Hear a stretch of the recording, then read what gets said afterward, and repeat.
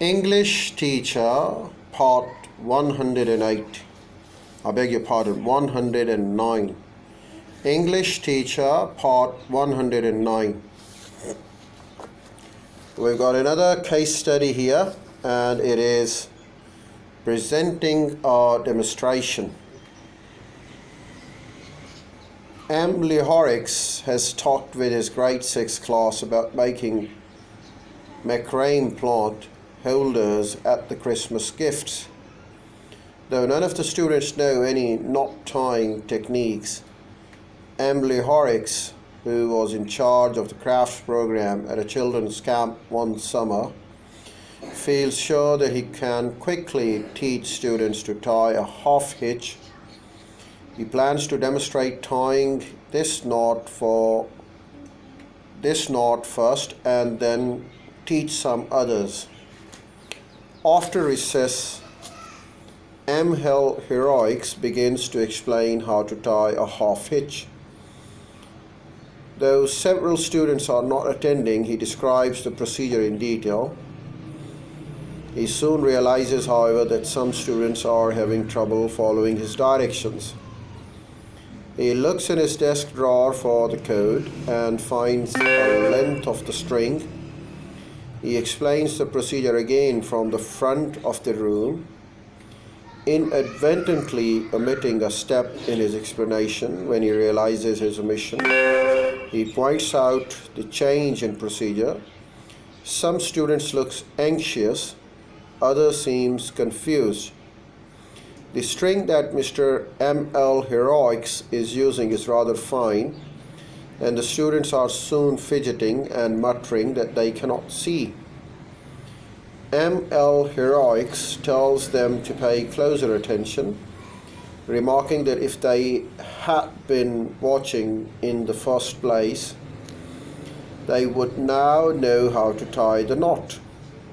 "I'll show you once more," he says, "and then you'll have to tie it yourself." M. L. Horrocks goes through the procedure again and then leaves the classroom to fetch the macrame cord stored in the art supply room. When he returns with 2 colors of cord, the students are arguing noisily about the correct procedure. He calls for attention and asks each student to choose a color and cut off an arm's length of the cord. The students cannot follow these directions because no one can find a pair of scissors. M. L. Horrocks remembers that since the last budget cuts, scissors are kept in the principal's office. He sends the students to get a set. The frustrated students are quickly losing interest in the project and begin to make negative comments about it. When the scissors arrive, only a few children seem interested.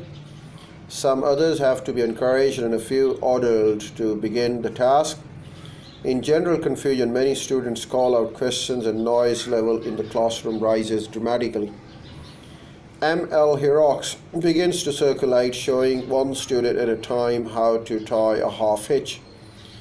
Most of the students have given up working on their own and sit awaiting for the help. There is a hum of complaints and demands for the help and a change of activity. One boy, who has doggedly working himself, suddenly throws down his material and sits glowering. A girl behind him laughs and points at him, and he leaps up, overturning his desk, and rushes from the room.